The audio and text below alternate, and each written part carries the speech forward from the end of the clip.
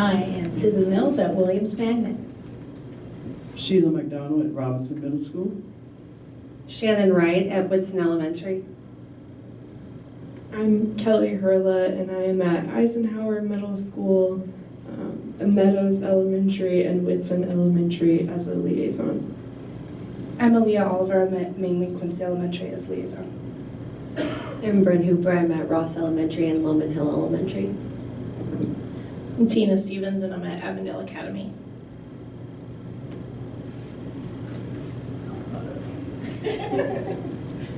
I thank you guys for your service. I am so appreciative to have you on our team and very excited to celebrate with you this week.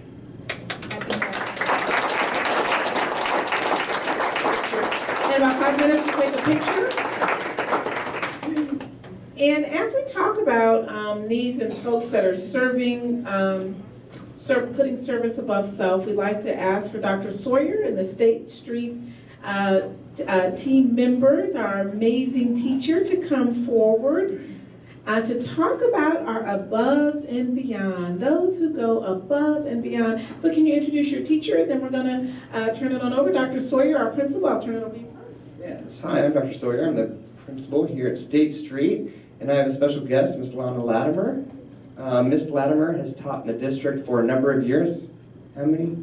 36. 36 wonderful years, but even more impressive. 36 years old, are you? That's okay. But even more impressive, Ms. Latimer actually attended State Street Elementary School as a student, and so it's not just home and heart for her as an employee, and it is her final year being paid because she's going to come back and volunteer for us. But she is not only leaving as a legacy, but she has created a legacy in her classroom. And so I want to give her the opportunity. She can say it much better than I can to speak about Miss Lexi. Thank you, Dr. Sawyer. What an honor to be here this evening with all of you. I have so enjoyed teaching school at State Street. Just think about go back to your school that you attended as a child. It feels like going home every day. And you know, I think everybody needs to feel included. Lexi, can you come up with me, please?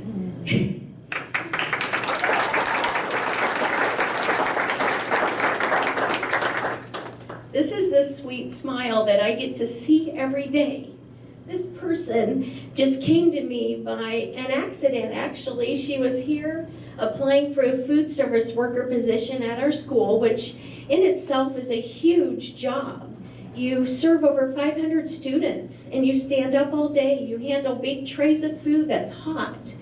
And I know that Lexi works hard every minute doing that. The kids love to see her. They love to come around the corner, and I always say, please tell Lexi thank you for your lunch. They know that she leaves our class to go get that food ready. And Carol's here from our food service worker. Carol, can you stand up, please, for a second? You know, when you have a child, I'm a mom of 3 sons, you hold that baby and you hope that in this world there are people who will love your child, no matter who they are, that they will grow up and that child will be accepted and included somewhere in this world. You rock that baby, you sing to that baby, and I know that Lexi's parents felt that way about her. And for some reason, she showed up at my door. And I think God had something to do with that because I needed Lexi as much as she needed me. And we have become, for 9 years, a partner, a team. And she faces challenges every day. She gets on a bus to get to school. And the bus gets her as close as it can to State Street, but it doesn't drop her off at the front door. Lexi walks to our school in the snow, in the fog, in the rain, with an umbrella, with a heavy coat, with boots, and a backpack, and makes it every single day.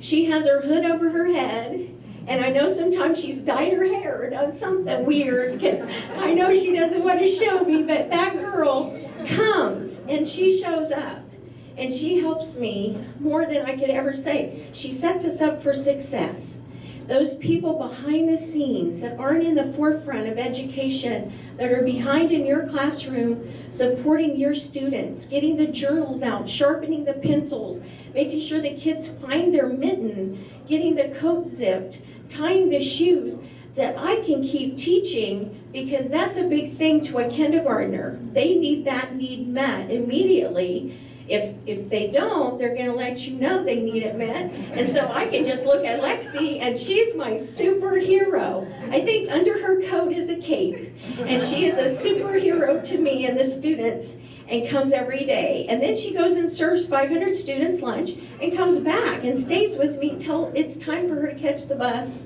and go home. And she's an inspiration. You are an inspiration to me, Lexi.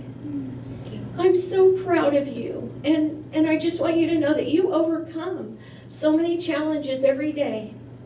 And you know what? You've learned new skills. I hope you believe in yourself and always know that you can do anything you put your mind to. Do you want to say anything? Just look at me. She looks like she's so shy, but she's come so far. Just look at me and maybe say something that you like about working in Topeka Public Schools, because it's the best place ever. I work in here, I help with you and my kids and the lunch people. Yeah. And Carol. That's right. Ms. Grisby, it is our distinct honor to give you this recognition for going above and beyond as being our February Award winner. We, Topeka Public Schools, recognize Lexi Grisby as February's Above and Beyond winner. You are exceptional.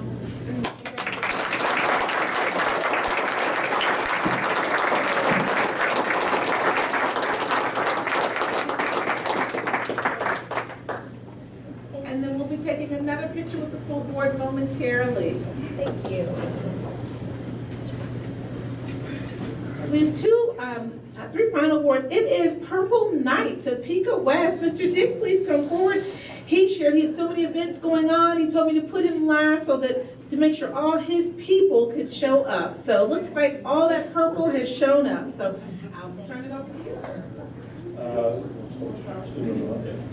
So we'll let you watch the video for Student of the Month. My name is Lindy Carr. I go to Topeka West High School, and I'm a senior. I think, Lindy, I think of a student who is kind and caring. She's thoughtful, very considerate of others. She works hard. She puts in a lot of time at school, both in the activities that she's involved in and also academically.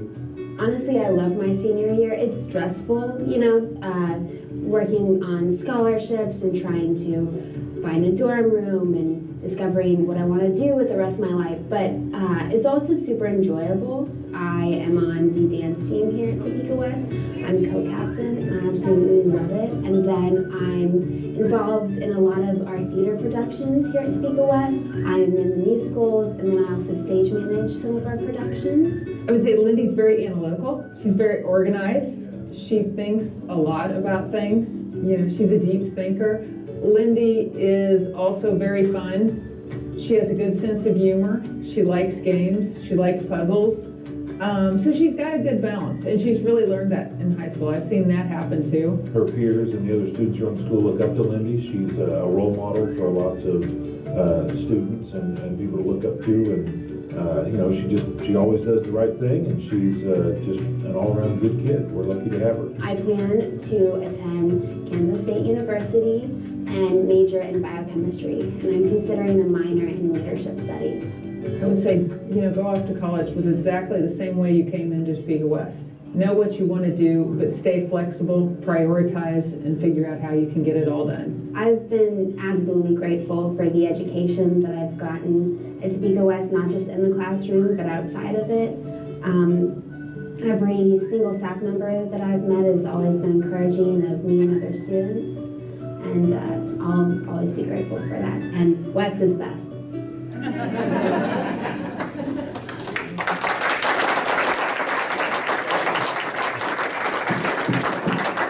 It's my pleasure to introduce Lindy.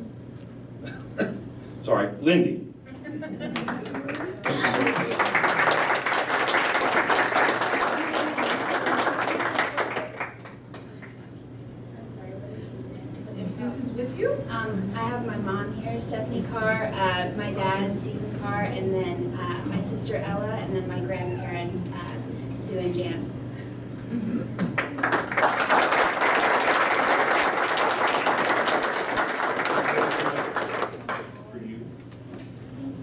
We'd like to see what you got.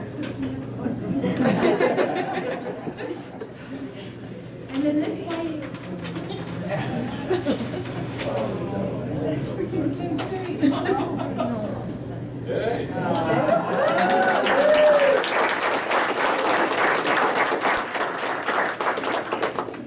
Board members, do you have a question or two for her before we transition to his next recipient of recognition tonight? Are there any questions for Lindy? Congratulations, we're very, very proud of you. Just curious if there are any teachers that come to mind over the years. Probably too many to list, but just a few that maybe stand out. Definitely. The one that you saw in the video, Miss Seinkler, she's my gifted facilitator. I spend most of my time in her classroom. I have one of my hours with her, and then I eat lunch in her room a lot with my friends. My dancing coach, Sydney Ho, I got to be a math aide for her for a semester, and she's really incredible, and I'm lucky to consider her one of my mentors as well. And Miss Bolland she was my AP bio teacher, and she gave me my love for science and for biology.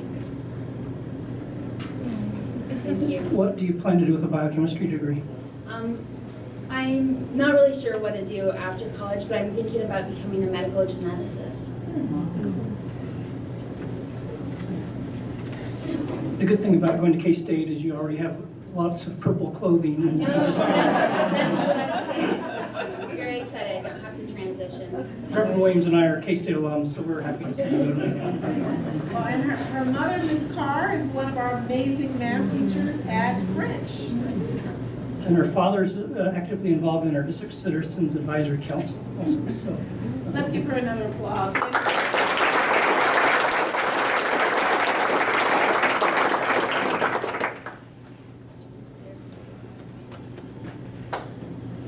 Next, I'll ask Rick Bloomquist to come up here with me. And we definitely should be applauding him en route.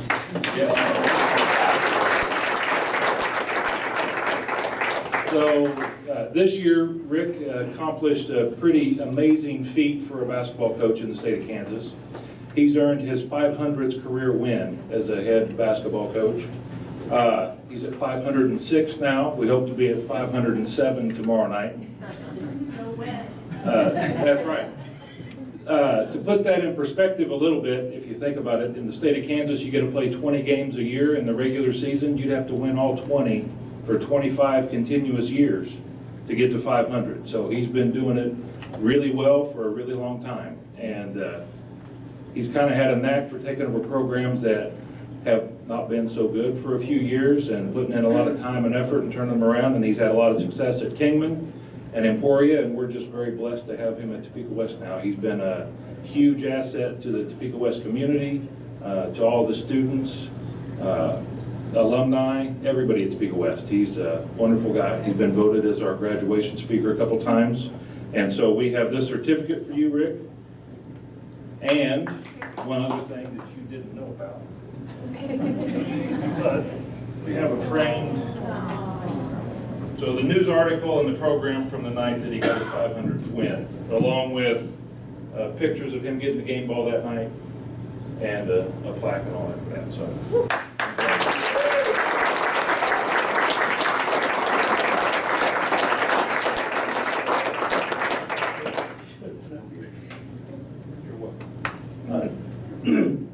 The seat is still on, so I'm a little scratchy. I'm a little disappointed you didn't mention your physical education teacher. Been the highlight of the whole evening. Lexi? I'm sorry. Okay, well, she did. She enjoyed the class. I want Lexi to come and talk to my boys next year about toughness.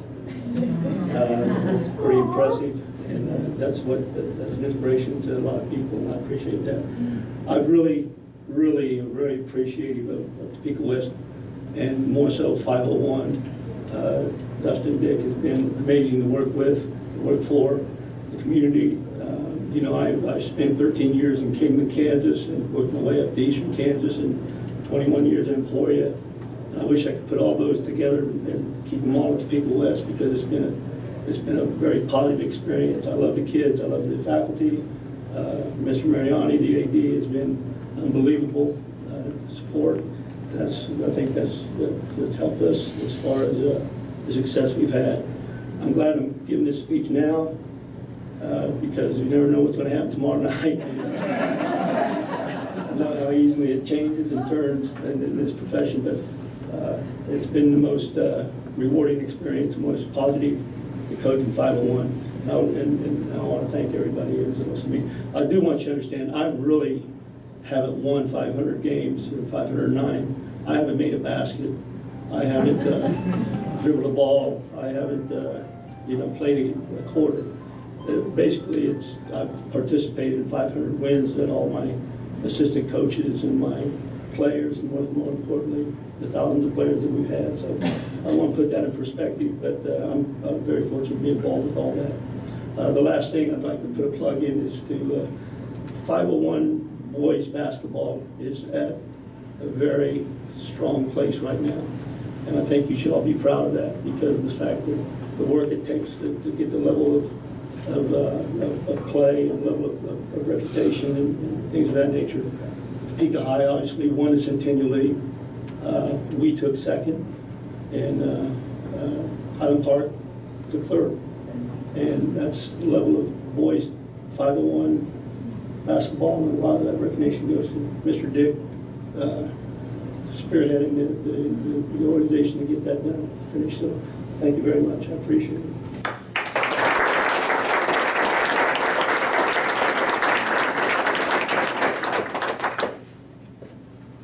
And the wonderful way to top us off is to talk about Read Across America.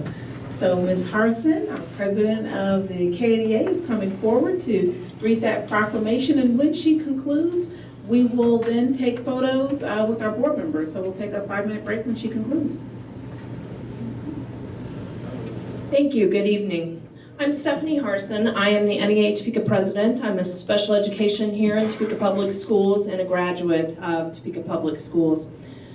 We are excited to talk about Read Across America, and I just want to share a little bit of brief information about this. This is an event that has been spearheaded by our national organization to get kids excited about reading. And we know as educators that there are some main components of reading: phonemic awareness, vocabulary, comprehension, fluency, and phonics and word study that help kids learn how to read. But the one thing that is hardest to teach is a love of reading. And if children are excited about reading, if they're motivated to read, then they will be better readers. And so that is what Read Across America is about. I've had the privilege of being able to go out as a guest reader and read some books in our schools this week, and other guest readers I know have been doing that as well. The focus of this used to be on Dr. Seuss and his birthday, and over the last few years we have been changing that focus to embrace the diversity that we have in our communities across the United States, and hoping that children will be motivated by seeing themselves in the characters in the books that they read. And so we hope that that continues to be a growing focus in our schools, in our districts, and in our reading curriculum that we share with our students. So we will get to the proclamation. Whereas Topeka Public Schools stands firmly committed to promoting reading as the catalyst for our students' future academic success, their preparation for America's jobs of the future, and their ability to compete in a global economy. And whereas Topeka Public Schools has provided significant leadership in the area of community involvement in the education of our youth, grounded in the principle that educational investment is key to the community's well-being and long-term quality of life. And whereas Read Across America is a national celebration of reading on March 2nd, 2020, which promotes reading and adult involvement in the education of our community's students, and now therefore be it resolved that the Board of Education of Unified School District Number 501, Topeka, Kansas, does proclaim March 2nd, 2020 as Read Across America Day. So thank you very much. Congratulations for another wonderful Read Across America Day and week, and have a good evening. Thank you.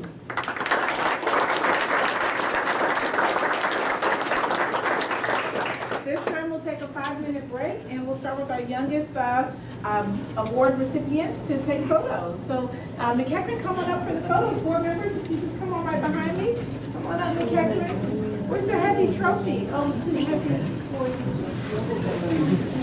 Stand right here. You're from Kansas. My coach. You did? Do you know David Bath? Yeah. Have you heard about him recently? No? Yeah. In August, he had an accident. He lives out in Pennsylvania now. Yeah, he was trimming his neighbor's tree and he fell about 20 feet. Good. Yeah. Really good friends with his daughter. He fell about 20 feet. He's paralyzed from the waist down right now. Yeah, there's a caring bridge. I sent it to you, but there's a caring bridge in Colorado. Yeah, I'll find your stuff. I'm over at Loman Hill. But when you said came in from a small town, you have to know everyone there. I'm not, no. I met Diana. Yes, absolutely. She's one of my best friends.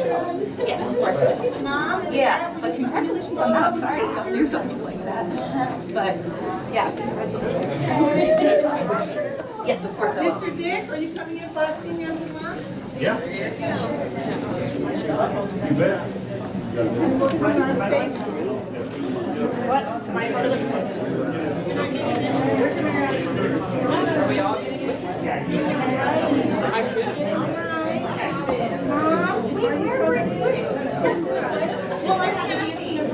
Kathy, Mr. York. No, I love that game. I have one thing to say about the game. All right, anybody else coming to win? All right, the other like 7 administrators, are we going to come on in from Topeka West? From Mr. Dick.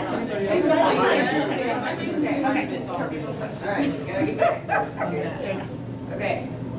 3, 2, 1. Perfect. You guys got it? Now, you sure, Mom, you don't want to come in picture?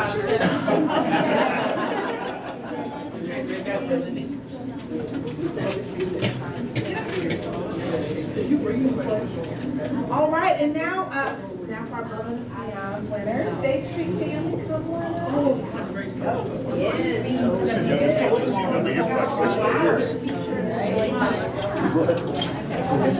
And then all of our social workers.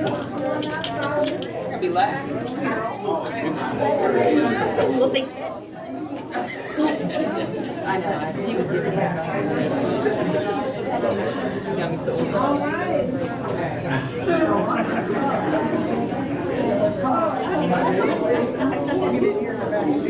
right. Can you get everybody? Do you have everybody? It took really good time. 3 months. I agree. I got around to it.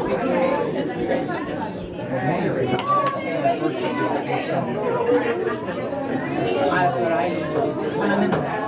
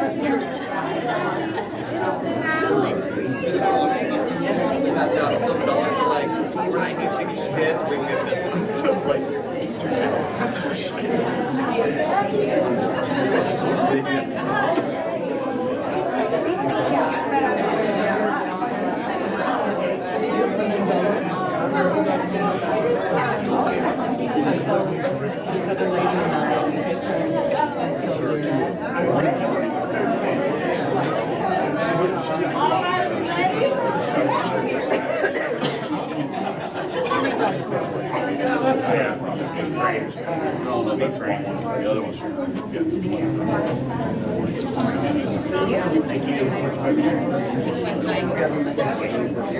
you, Dr. Sawyer.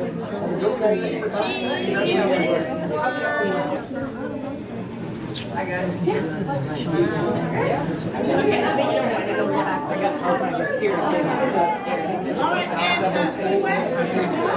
You need me to carry you? Your wheelchair? Your wheelchair? You will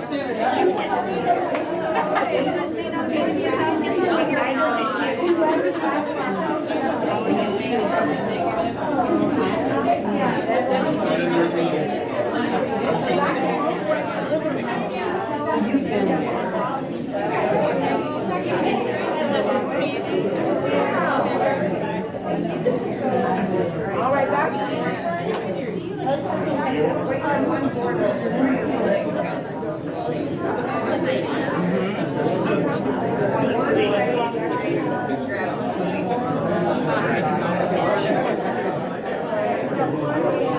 that's all right.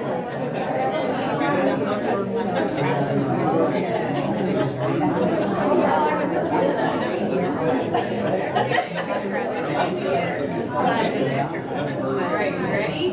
Okay. 3, 2, 1. Just because I was married.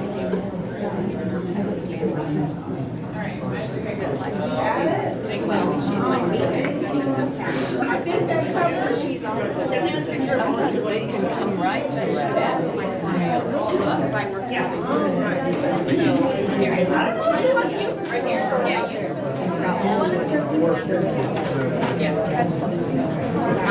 We'll do it. Have a great time. All right. You bet. Congratulations. Congratulations. What's going on there, Dad? Yeah, how are you doing? Doing well. It's a little windy today. Still holy cocktail. You've been out. Okay. On the sunscreen. Yeah, it was rough.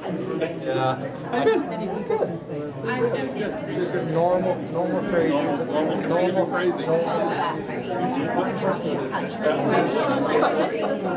It's good to see you.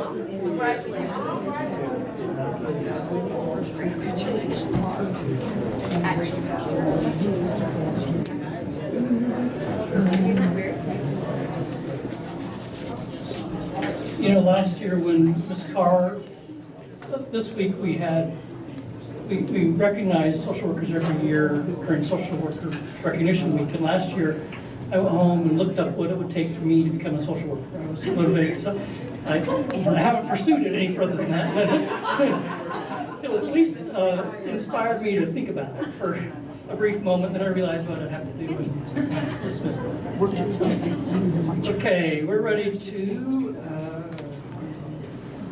There are no public comments, right?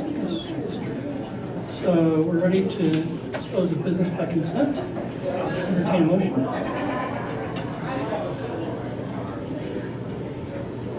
Mr. President, I move the board approve the items of business by consent as presented and authorize the board president or superintendent to sign the special project and purchasing contracts for and on behalf of the board. We have a motion. Do we have a second? I second. Ms. Foley offers a second. Any discussion? Just like to recognize we have Central Congregational Church made a $2,000 donation to Sheldon Head Start. And we had a $500 donation to Wilman Health from Dr. Woods and Dr. Swift. Different disciplines. One's a periodontist and one's an orthopedic surgeon. So anyway, we appreciate their support of Topeka Public Schools. So we're ready to vote.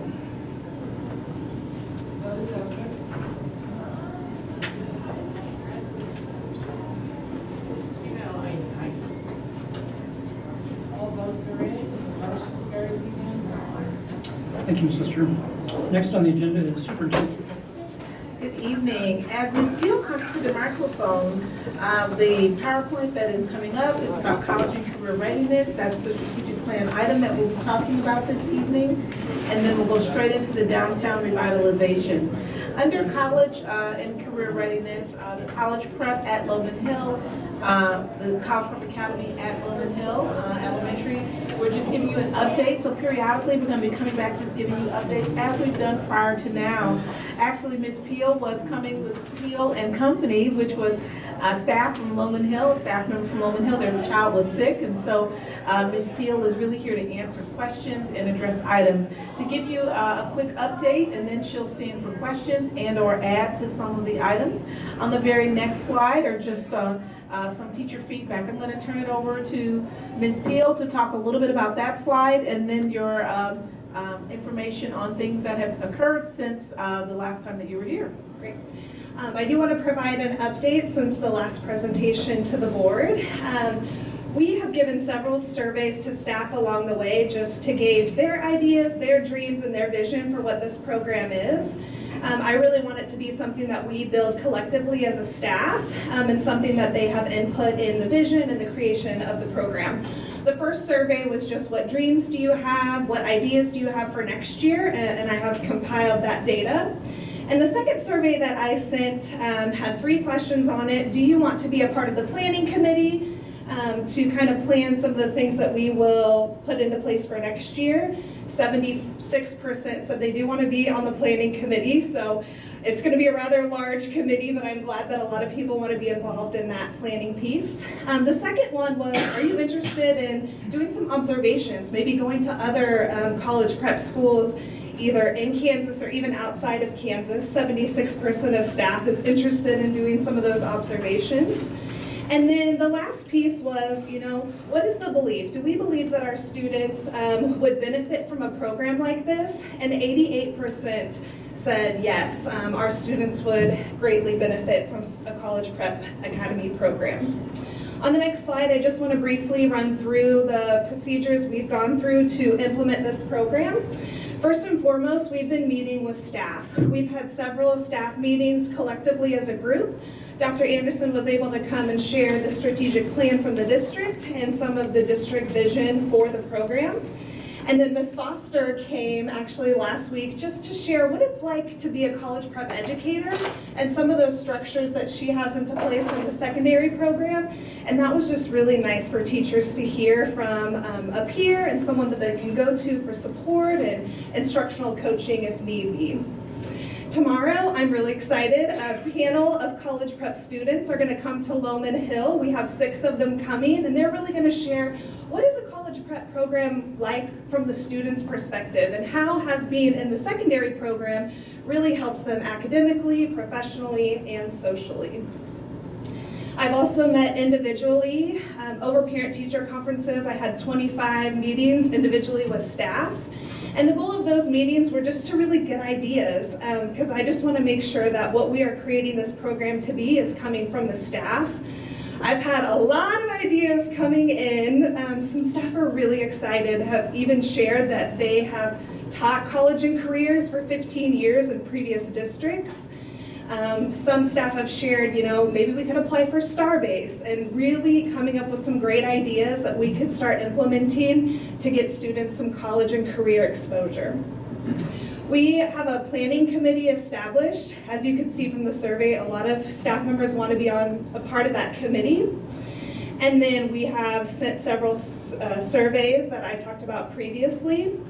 Another component that I'm really excited about is Ms. Foster has graciously welcomed our staff members to come and not only observe her classroom, but we're also going to be planning visits to other college prep schools in Kansas and even outside of Kansas as well after the travel ban is over.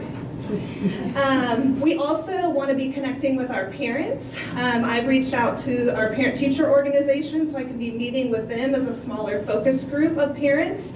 And then we also have a parent meeting on April 6th, and that will be open for any current Loman Hill parents, but it will also be open for any parents who are just interested to learn more about the program.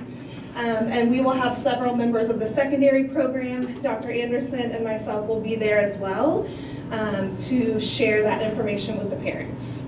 This is just kind of a brief overview of what I went over in my last presentation to the board, some of the things that the Early College Prep Academy will focus on for next year.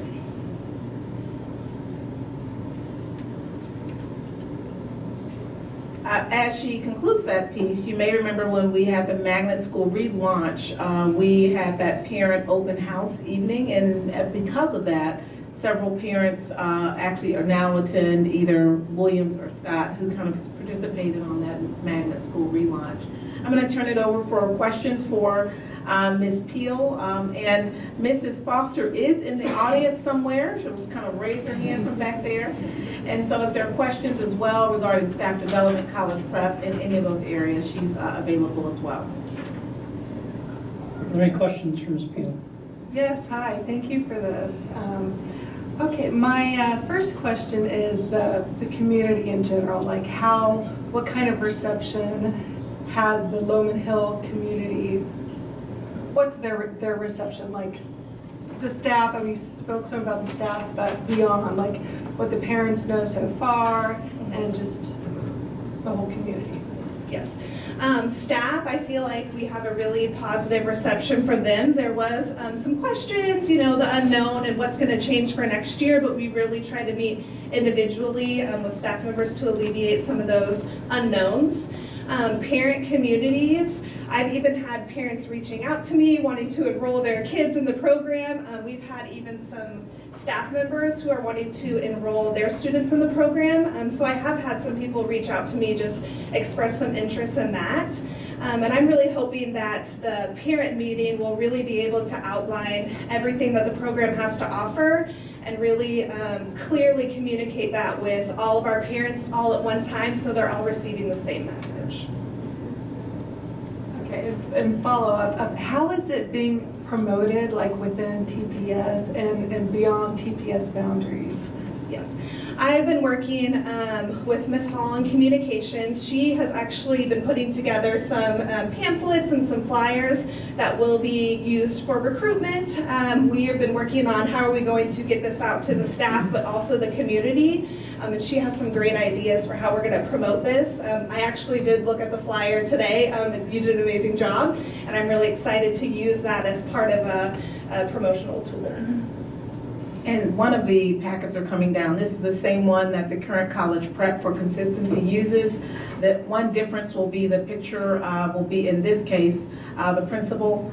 And if it's other administration and central office, that'll be listed somewhere in this space as well. But the principal in this case, of course, at TCALC, the college prep program is a program at TCALC housed amongst other programs. So that looks a little different, but the rest of the pieces of just what is a college prep, what does it mean, all of those pieces, that's the same consistency in that regard. The other promotion that we did for the Magnet relaunch, you should know, when we did the Magnet relaunch, we utilized some of the billboards around the community, and so we now are really looking at Magnet and Signature and some of our other programs that we want to highlight, TCALC included, and those billboards will be placed up. Again, previously we used the billboard on Wanamaker, and some others as well throughout the community. So we're looking at that. And then our television station, we are anticipating a video since that seems to really bring energy as well into the district. So those are some district-wide efforts in addition to the other items that she has already done and continues to plan for. One thing I do want to add is I was able to attend the secondary college prep parent night. And Ms. Risley and Ms. Foster allowed me to kind of give a spiel and promote the program in case any of those parents had younger siblings of secondary students who were already in our secondary program and were happy with the program and wanted to enroll their younger siblings. And I did have some parents come up to me after that meeting and express interest. Ms. Peel, are the information we're disseminating in both English and Spanish for Spanish-speaking parents? We will be translating in English and Spanish, yes. Thank you. Thank you. I was going to ask also, April 6th, if an interpreter will be there for all that. Yes, that we have spoken with Ms. Risley actually was the one that said, make sure you have an interpreter there. So that is in the plans, yes. And the panel as well. The demographic of the panel as well, as it relates to that. Can you speak to the student panel? And perhaps, I'm not sure if you know who all the student, oh, you do know what, at least the demographic of the student panel? Will you have Spanish or ELL students on that panel? Yes. And it's just really important for the staff to see current students of a wide variety of different backgrounds and different races who are currently in the program. It's not just for the gifted kids, it's not just for the smart kids, it's for our Topeka Public School kids. And the goal of the program is to give those students who are underprivileged and who might not have these opportunities, the opportunity to go to Starbase and visit a college campus. So I just thought it was really important for the staff to see a diverse student panel so they can understand that this program is for all of our students.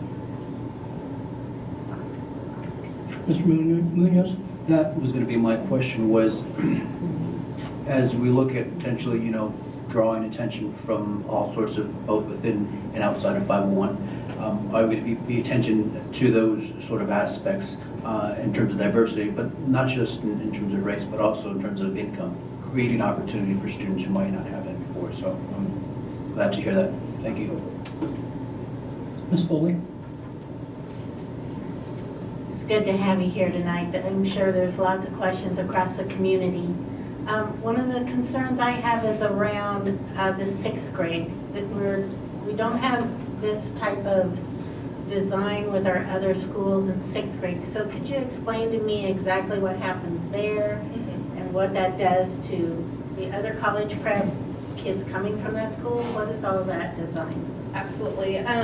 Just to kind of catch the general public up, our school is pre-K through 5th grade, and then the secondary program is 7th, 8th, and 9th. So currently there is that year where we will determine as a district what those students will be doing next year, and that's something I will be consulting with district administration with, whether is that going to be housed at Lowman Hill, is that going to be housed at TCALC, but the goal is to streamline the program, and we will provide something for those students in 6th grade, and that is still being discussed.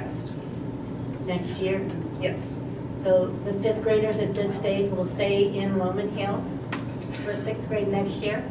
They will be in the program. We just haven't really determined, is that going to be at Lowman Hill or is that going to be housed at TCALC, but the 6th graders will continue in the program. And that's a half-day program, am I correct on? For 6th grade, it will not be. So with that piece, one of the conversations is with staff right now, with parents, and that helps determine what that looks like. When we opened up the college prep at TCALC, it was a half-day program, and it was only for 7th and 8th. We did not have any plans for high school. We changed that course because parents and students and teachers wanted the students to stay.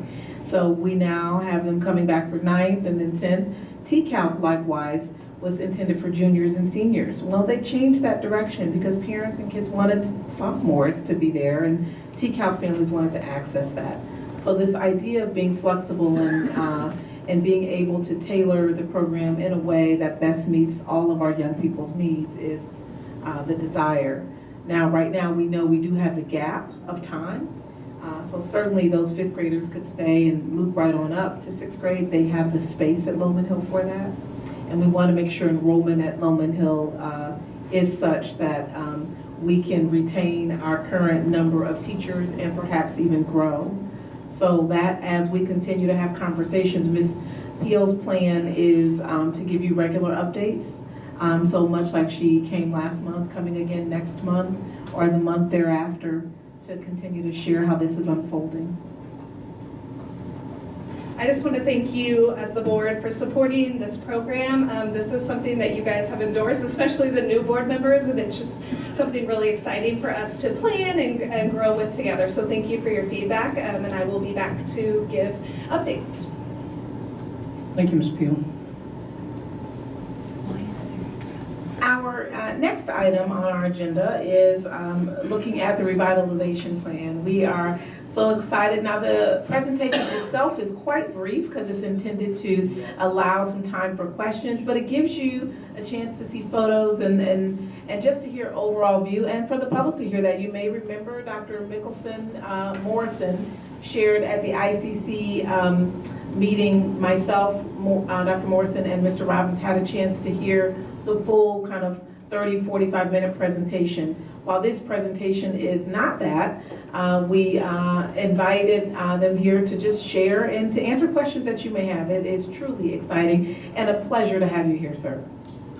Well, thank you, Dr. Anderson, board members and staff. Pleasure to be here. I'm Bill Fyander. I'm the director for the City of Topeka's Planning and Development Department. Yes, thank you. Been here a few other times, but not on this topic, so really happy to share this, talking about the future of downtown revitalization. There's a lot of stuff going on now that many of you know about, that we're quite excited. But as a planner, and I've been here for 23 years, and I'm a proud, I'll just admit it, proud parent of Meadows, Robinson, Topeka High alumni. So this is very important, near to my heart, professionally and personally, and happy to share what the future looks like, because as you know, there's some big improvements on Kansas Avenue for the most part, a lot of great things happening there with businesses, hotels, restaurants that were never there before, our plaza's opening up here in another month. And so you must be wondering why, okay, that's good, right? All of that really was about a 10-year work in the plan just to get to that point. So if we want to plan for the next generation of downtown development and revitalization, it starts now. In fact, it should have started last year. So we are planning for the next generation of where do we go next, and why is that even important to you in the community? And we'll kind of hit on that. We are trying to corral all these different studies and plans over the last 20 years that are great, moving in their own direction, but we want to get them all in the same boat and start and keep growing and align those goals into a single unified plan. There is, to give you some context with our downtown, it is a very large downtown. That outer, what is a green boundary there is our 700+ acre downtown boundary. That red area there is what would be considered Lawrence's downtown. So we're about 7 times the size of that. The yellow bar there in the middle of that line is our 4 blocks that we did on Kansas Avenue between 6th and 10th. Okay, so this is a huge area. We have to be intentional with our development and with our investment. Our downtown represents a lot more of the office space, a lot more of the higher wage earnings, a lot more of the jobs on a very little piece of land, given the size of the city. Nationally, the housing trends and companies moving to downtown is obvious, and the unique thing about this plan, looking at the future, is it's market-based. Not many plans get to do this. We had a very detailed market study done for what downtown can support in the future, and you can see there 900 housing units, the amount of retail, the amount of new office, and a couple hundred more hotel rooms. And the housing and the hotel rooms are pretty conservative numbers. So we're talking about doubling our population downtown, doubling what we have hotel-wise downtown for hospitality. That's a little hard to see, but the point here is that the plan is not just a physical plan, it's a talent attraction plan. The importance of downtowns and the overall quality of life and attracting talent is so real, because if you can attract that talent, jobs follow, and that is the way we see the market is in all cities now. It is not the job that's attracting necessarily the person. It is the quality of life, and that talent is what we're trying to retain and attract. So real quickly, just to give you a couple ideas of what we're about midway through the process of this planning exercise. And there are 2 very important strategies for you to understand. One is districting, and the other is a walkable hub strategy. These are tells us where are we going? What is our next thing that we do? What are we trying to accomplish? Well, the size of this downtown, really, we have to create a district-based plan. There's 10 different districts, each with its own unique set of functions, a set of expectations, which really helps the user, the investment, and is good for business to know what that direction is. And they all complement each other, they don't compete with each other. We don't want to create another Kansas Avenue core down on the riverfront, for instance. Those would compete with each other. We want to complement. Walkable hubs. This area needs to be, those districts need to be connected, and we do that with 5-minute increments of walkable activity hubs, such as the Plaza, Noto, Arts District, Cyrus Hotel. Those are 3 main activity hubs along Kansas Avenue.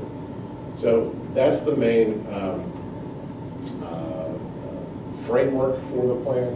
And then I'll just give you an example here of, in this case, historic Kansas Avenue, which is our core. We go into each one of these districts and we'll do a little mini plan for each one of those. We'll do the branding for each one. In this case, downtown Kansas Avenue is the historic center, mixed-use centerpiece. This is where you have outdoor dining. You would have independent restaurants. You would have upper floor residential. It would be very historic and walkable, and it would be where you want to be. This is the destination if you're coming to downtown. And then from there, we overlay some potential infill and conversions of land and buildings to come up with that 900 housing units, or those 200 hotel rooms, or that 300,000 square feet of office. And then we also put some aspirational things in there as well, beyond the 10-year market horizon that we're planning for. Fixing our streets downtown. We have a lot of overbuilt streets, and that's a lot of maintenance on the taxpayers to keep that up. It's not very attractive, it doesn't make it very walkable, and it doesn't give you a sense of place. So Kansas Avenue is a great example of what we did by changing it from 3 to 5 lanes. We made it, try to make more of our streets green and walkable. And then at the end of that district mini plan, we figure out, okay, how much of that satisfies the housing, the hotel rooms, the office, and the retail. So you can get a sense of is it how heavy or light it is, and how much we need to encourage the different type of uses into those districts. So that's an example of one of the districts. We have several others here. If we just, and this might be worth noting, we've got several interest in the area between on Kansas Avenue between 6th or north of 6th. We've got the U.S. historic U.S. courthouse, the post office, where Brown versus Board of Education decision was heard. That's decided. That is up for sale and can be repurposed. So we have several ideas for that. Everything from residential to food to office is possible there. So that could be a catalytic development. 4th in Kansas, where LEC, our law enforcement center, is right now, is another big catalytic site, one of those stars on Kansas Avenue. So we're looking at potential hotel and convention center, which was one of those studies one of those 18 studies that was done that said we could support and need that for our business and tourism. And then another one worth noting is down at the river. We're doing this, the River South, which is the south part of the river, where currently we have along that some, I would say, less than ideal uses. The city itself has tow lots and street maintenance and things that usually cities have found much higher and better uses for over the years to share that community resource of the river. So we're working on trying to relocate some of those uses and eventually turn this into more of an urban innovation district in the Riverfront Park area, where you have a little bit of a hybrid. You have the grittiness of some of the industrial that is down there. You've got the potential for some landing sites of technology and research and collaborative innovation work is kind of the thing. And so that doesn't compete with what we're trying to achieve with the core of downtown, where entertainment and your food and beverage and your housing is really being primarily concentrated. Those would be more supportive uses, but that would be kind of the difference in why we're not trying to compete among those districts. So that gives you a little bit of a flavor. I'll just come to the end here. This is the Capitol District. There's some moving pieces in the Capitol District around the Capitol. Docking building's been in the news a little bit with what the state wants to do with that. So there's actually some exciting plans to renovate or do a different version. Either way, they're looking at bringing some higher paying jobs and restructuring some of the agencies, but KDHE labs, which are down in Forbes now, would love to bring that downtown because of the excitement that's going on, because of recruitment. That's the type of the people that work there are the type of folks that want to be in a downtown environment that's vibrant, and you have lots of transportation choices. So that's the examples I have, and as I stole this from my trip to the intercity trip to Montgomery, Alabama, where we heard a preacher use this, and I love it because it speaks to what we're trying to do. If you don't see it before you see it, you'll never see it. And we have to have a believable vision, and if we can't see it, then we're not going to work towards achieving it. So we want this to be the basis for the next generation of our downtown revitalization. As Mr. Finder kind of speaks through those pieces, being on the GTP, it's perfect timing on the heels of the college prep, because this idea of bringing people quality of life to an area and offering opportunity, particularly right in that central area, for people to live, work, and play, but also have resources from educational opportunities that they may have an interest in. You have the magnet school, you have TCALC, you have a variety of things. We know that Lowman Hill has 275 students currently, and you know from the January meeting, the projection was to lose potentially, from Mr. Kipp sharing, anywhere from 1 to 2, maybe even 3 classes. So that would be, if they get closer to that 200 number, that's a lot of teachers and paras and other individuals. So the idea is to get this information out. Upon hearing that, we can sit back and say, let's wait till this is developed. Or we can say, before we, even though we don't see it yet, and we know that's coming, it's like seeing a train almost get ready to hit a wall, to say, let's get in front of that. Let's plan in partnership, knowing that this is coming down the road, and we believe that people will be attracted to Kansas. But let's get the word out now about innovation so that people will be attracted now. And our hope is that that enrollment does not drop in the manner that's currently projected.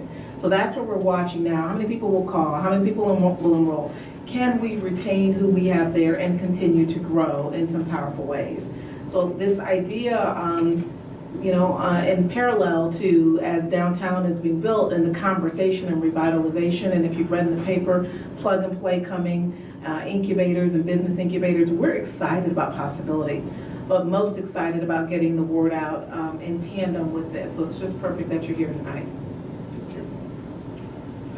I had one question. They're anticipating spending $280 million to reroute the I-70 bypass. It would seem to mess up a lot of plans, and I would think $280 million would be better spent in other ways. Every city that has a river running through it has really developed the riverfront. And we just have done diddly so far. But I think we just have people slow down to make that turn rather than spend $280. Maybe we could issue speeding tickets that had helped pay for development of the riverfront. I don't know, it just seems like a waste of money. And anyway, I really appreciate your presentation. Thank you. Reverend Williams. I just want to thank you for the presentation, Bill, and say hello. I haven't seen you in a long time. Yes. 23 years? That's all. Yeah. That seems like yesterday. Yeah, Bill was just starting with the city when I was on the planning commission. And that seems like yesterday. Haven't aged a day, Joe. Yeah, well, appreciate it. Any other questions, Ms. Boley?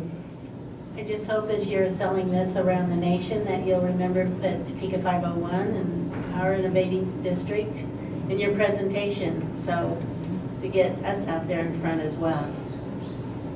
Thanks. So thank you. This is really exciting. So I grew up in Topeka and downtown was pretty vibrant. This was 70s. And then I left and I came back, I'm like, oh, what happened? It was the mall, right? Watermakers. Anyway, I'm just really happy to see all the renovation and like I like being downtown again. And everything that you presented is just so exciting thinking about what that's going to do for our city. So There's a totally different vibe there, and I can, you know, I shared this story. I brought my daughter back downtown. They were asleep in the car, literally, and they woke, and we parked in front of Hazel Hill Chocolate, and they woke up and they got out of the car, and they're like, where am I? And they just, I mean, and they grew up here, and so that was really, and this is last year, so that's really neat to, literally, if you dropped out of, you know, from the 70s, and you would know that there has been a big change. And I think that's my takeaway here is we can't stop. I mean, that we can, if we're satisfied with this, then we're done. So we can't be satisfied. yeah, it's great. And then all the people in Lawrence who are like, Lawrence is so much better. We could be like, come check out Topeka again. Give it, you know, just stop at that. Topeka's cool. Thank you. Yeah, thank you. Mr. Finder, for the benefit of new board members, last quarter we voted to approve the tax incremental financing. Could you briefly explain that? Yes, the TIF, the Tax Increment Finance District, was ultimately approved. And what that does is each of those properties in that area will, their tax assessment will be basically frozen. Any additional property value increase will be set aside. And so all the taxing entities still get that base tax return revenue, but any increase gets set aside, and then what happens is the people will approach the city, a developer, a development, the city itself could use for infrastructure to help support things you've seen in this plan, but they have to get that project approved to use any of that pot of money that was created in the TIF. So we thank you, because really this is the plan that will be the guardrails for using those funds. We will look towards this to say, okay, is this the strategic investment that we should be supporting? Is this the gap we need to be filling? Because housing, for instance, structured parking, any of the infrastructure that goes with it, that's a high need and a great demand that we can meet, and maybe that's a good use of the TIF funds. So yeah, that is, and the nice thing about it also is the small, those would be bigger projects, but the smaller projects, which are so important to the small business aspect that we can still use, our neighborhood revitalization tax rebate that you also are a partner in improving. And I'll be here probably in another year and a half asking you about that as well. But so that's how it's supposed to work, and that was activated late last year. And because downtown is within our district boundaries, we had to approve it, was my understanding, so. Yes, absolutely. You are, you had the, you've agreed to the setting aside of those future increases in property value to help fund projects that serve what you saw. Ultimately will give us a better tax base, so. Yes. Any other questions from Mr. Feiner? Okay, thank you very much for coming tonight. Next on the agenda is a discussion item, I think, from Topeka High Clinic consent form for medical care. And so Ms. Cope may want to comment on this, and we intend for this to only be a discussion at this time. This is a bit of controversial topic, or perhaps not controversial, probably is not the best word, but it is a topic in which we're talking about reproductive health services being provided. Ms. Cope will briefly share what highlights are within that would allow for students to access that. We put it on discussion and action both, in part because it came up last year and it's something that gives you that flexibility, excuse me, but I would encourage and we would ask that you look over that, have discussions. You might want to talk a little bit to some past board members as well. You might want to visit the clinic as well and talk to the nurse practitioner there, and then we'll be bringing this back at the next meeting for further conversation and possibly action. Mrs. Cope, what items would you like to highlight regarding the reproductive health pieces for the clinic?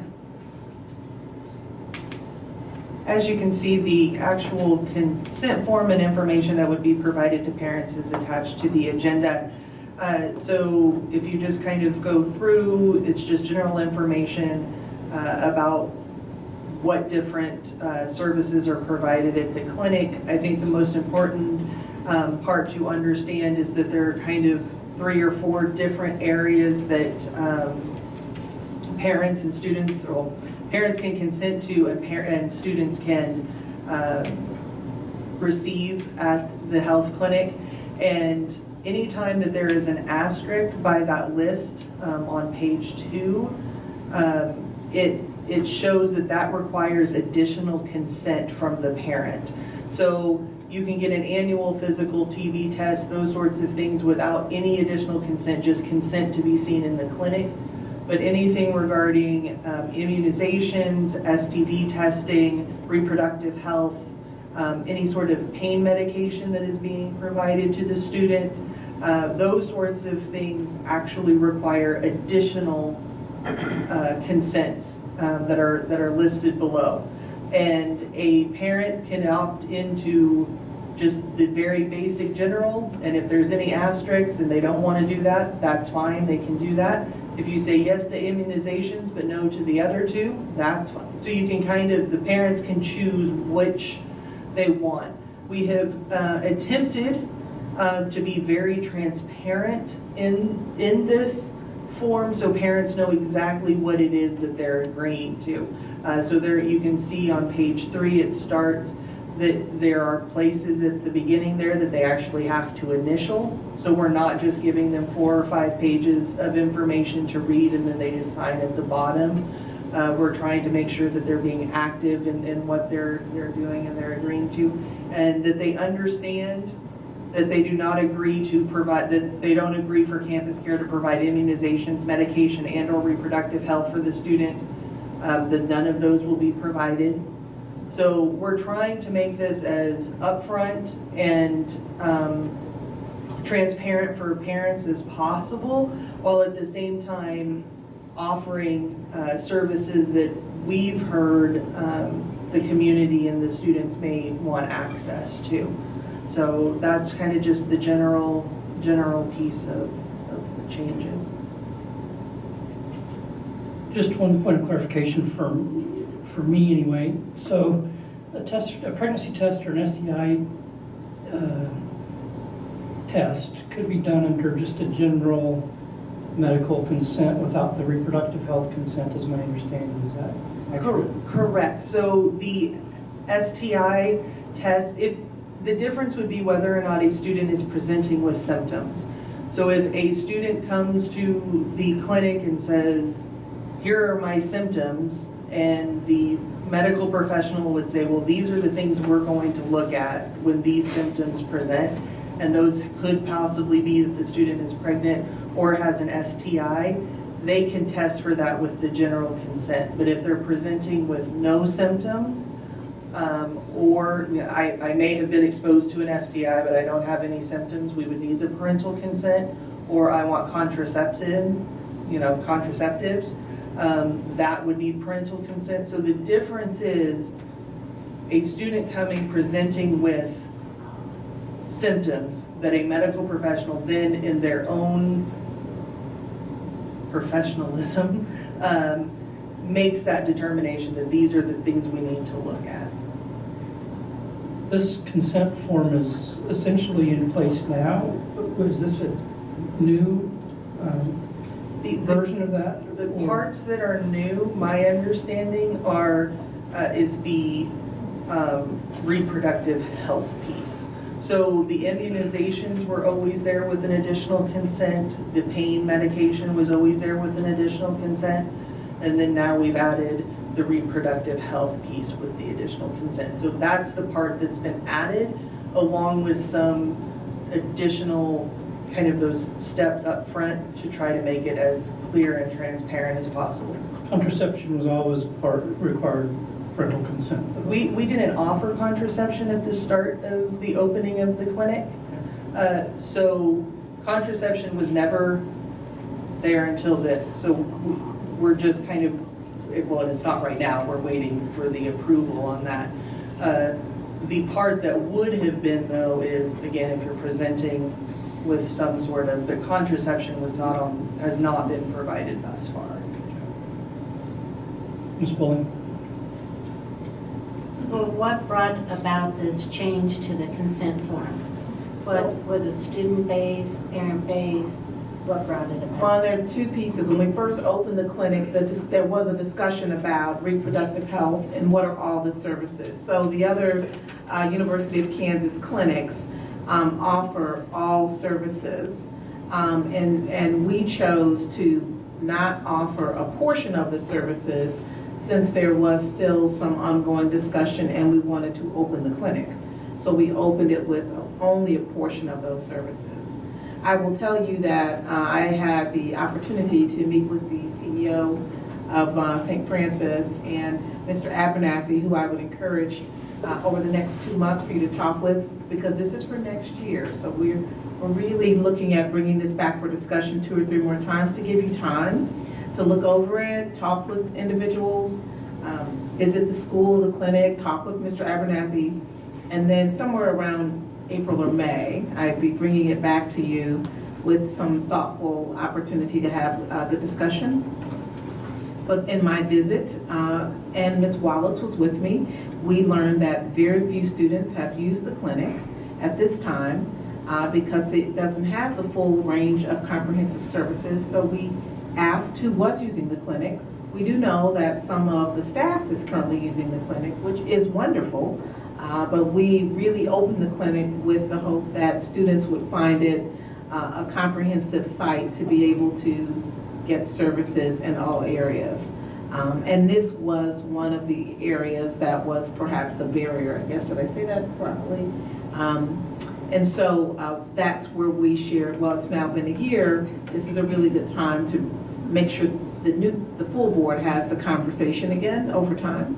So it'll be down for discussion again the next meeting, the meeting after that, and again, somewhere around April or May, we would put it back for discussion and action. Who is Mr. Abernathy? Mr. Abernathy oversees the clinic, and his official title, perhaps Mrs. Cope knows his official title, I'd have to look at his official title, Eric Abernathy. And so Eric Abernathy is the person that runs all the clinics in Wichita, and he was the coordinator for this clinic and helped set up the medical records, gave us the furniture. So he's a bit of the liaison between the CEO and the site itself to ensure that all of the operational items are in place and all of the other logistics.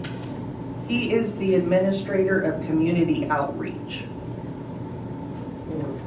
for the Care Collaborative Department of the University of Kansas Health System, or so his email tag says. So are there other high schools in Kansas that have a similar clinic? Are we unique there? The other clinic is in Wyandotte, but it doesn't have a similar clinic. They have more of a maternal site where they actually deal with pregnant teens, and they give all of the maternity services within that space, so it looks a little different. So this is, this is unique in some other ways. And Mr. Abernathy will talk about that clinic as well as it relates to the maternal fetal medicine focus in Wyandotte. But there are other clinics in Wyandotte even beyond that he runs. But this is it for this region in Topeka. If this is successful, which right now the hospital shares in the concern of wanting to see students and more students, if this is successful with seeing students, which was the goal, the reason that they named it University of Kansas Clinic at Topeka High was so that in future there could be a University of Kansas clinic at whatever school within Topeka. So this is really considered a pilot for them to see how successful it can be. Do we know a pregnancy rate in 501? I would not be able to give you a pregnancy rate off the cuff for students. I can share with you, and not that we know all students in their area, because we don't test for that. That's not something that our nurses would address. So we certainly know when students have children and they tell us, or they put them in childcare at one of our facilities such as Hope Street or Highland Park. But outside of that, there are students who either have children that may not share that with us, but we don't test for that now. And this is our first clinic that even offers the kind of service that we're talking about in terms of that medical knowledge. And even with that, they actually can't share that with us from the University of Kansas Clinic. And my wife was a mentor for 2 students at Highland Park last year, and both of them got pregnant and had to drop out second half of their senior year. Right, and Highland Park does have a daycare that starts at birth, and which has helped their graduation rate because of the pregnancy rate, which, as they monitored that at Highland Park, has reduced. But it certainly is an area of opportunity to look at how we can provide medical services and education for prevention of a variety of things that we want to address. Topeka High, of course, having almost 1,700 students, was really the area in which to focus because many of our students go there in particular. But Highland Park does have the clinic, which Topeka High does not actually have that in terms of the child care. I said clinic, but child care services. My question, so this consent form is already signed at the beginning of school by parents, is that correct? Not in this form, but in a previous version. Many pieces look similar to the form they use now, but the additions that Mrs. Cope just outlined are the additions that we've discussed and the adjustments.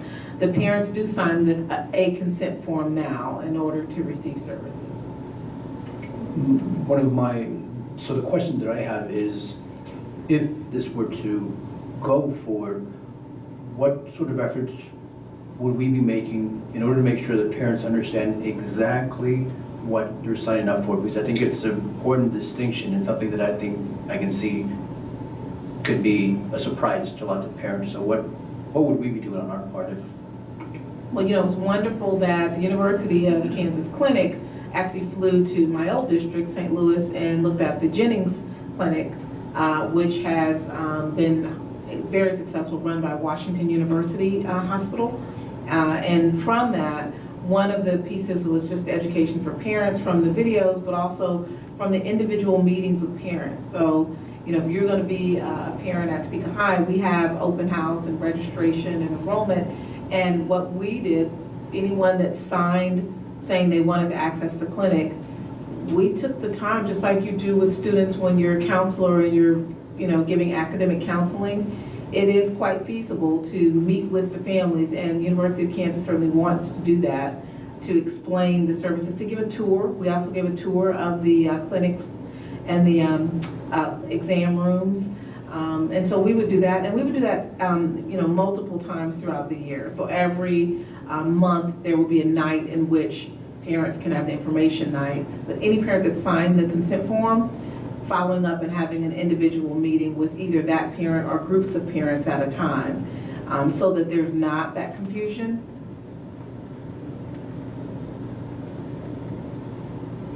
Ms. Cope, would it be possible to get a red line version of this so we could see what the previous copy was and what the current version is, or simply detect the differences? Yeah, I believe that would be possible. Okay, that'd be helpful. Any other questions tonight? This looks like it's going to be an ongoing discussion because it'll be in preparation for next school year. Any other discussion? So we have on the agenda to vote on this, and so I don't know that we would need a motion to table it, or is that, we don't need one? It's on the... I believe it's listed as possible action, so you don't need to Okay, make it. sounds good. Is that correct, Ms. Lister? Okay, looks like we're ready for any other comments on that, or then we'll be back to death. Okay, we're ready for board member comments. Dr. Bonebrake, do you have anything to share tonight? Only on the reproductive health consent form. It addresses it later on. It suggests that if people have symptoms, they can be tested. But later on, it says if the student is just requests and has no symptoms, I guess it kind of corrects itself. Tested it to the curious. Okay. We're going to continue to discuss this topic. So, and what I would encourage you all to do is the clinic is at Topeka High School, and they're open every day. They have them sort of abbreviated hours, I believe. Is that still correct, or do they?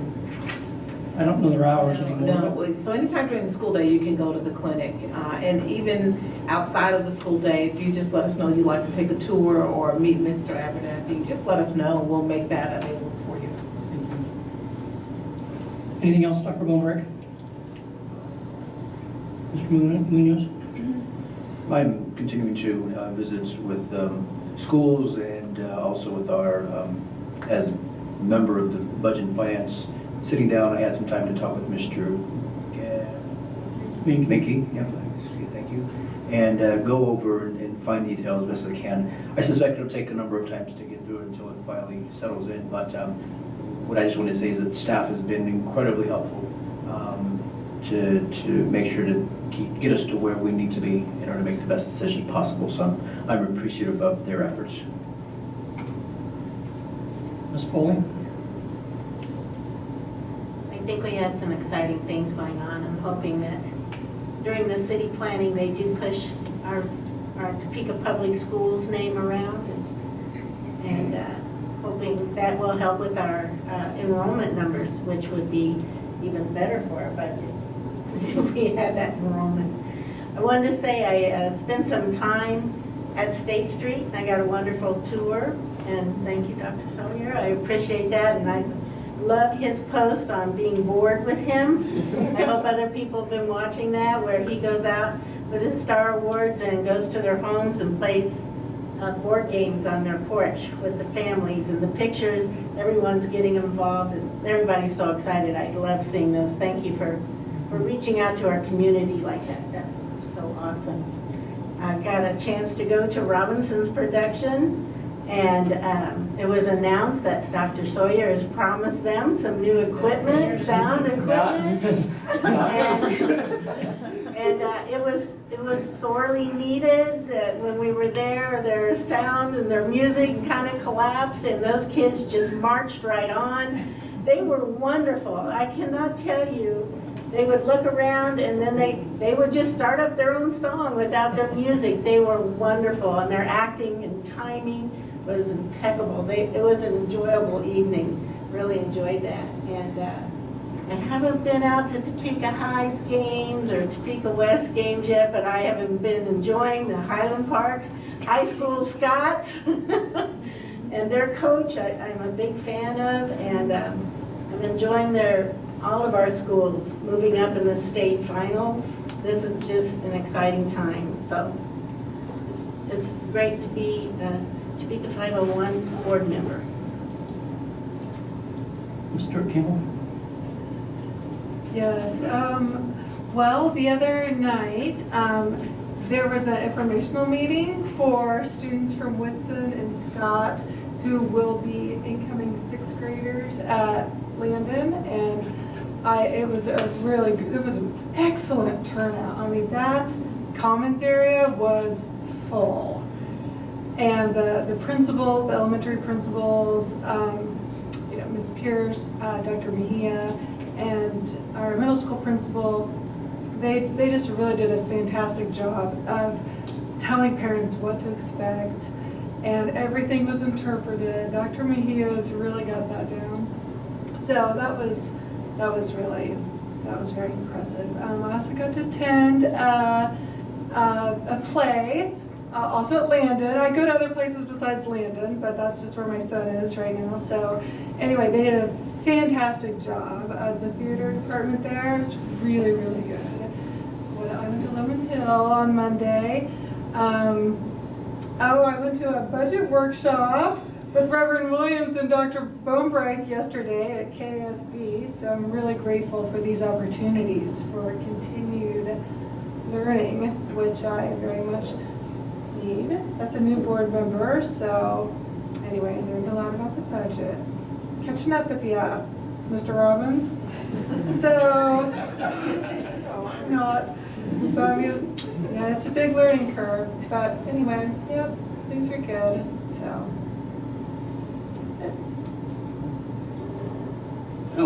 I visited State Street on Tuesday afternoon, and I appreciate it. It was a great visit. I was guest of DCAC also that evening, I believe. And the workshop, the budget workshop, at least when Mr. Minky and his staff present that, I think I would be a little bit more informed and educated and understand the form a lot better. It was well worth the time, so. I think that's exciting things are happening in 501. Ms. Bully and I sat next to each other as we saw Lion King Jr. at Ramos Middle School last week. And I agree that the kids had great comedic timing and good voices, and even despite the audio difficulties they had, it was still a pleasant and fun night. I also saw Lindy Carr, who was our Topeka West Student of the Month, in the production Topeka West. I forget the title, is a musical, and she had a lead part in that as well. So it's fun to see the talented kids that we have in Topeka Public Schools. So that's all I have. I'll take a motion to adjourn. I move we adjourn. That was simple. How about a second? I second. Great, we've got a motion and a second. There's no discussion, I hope. Seeing none, we will vote.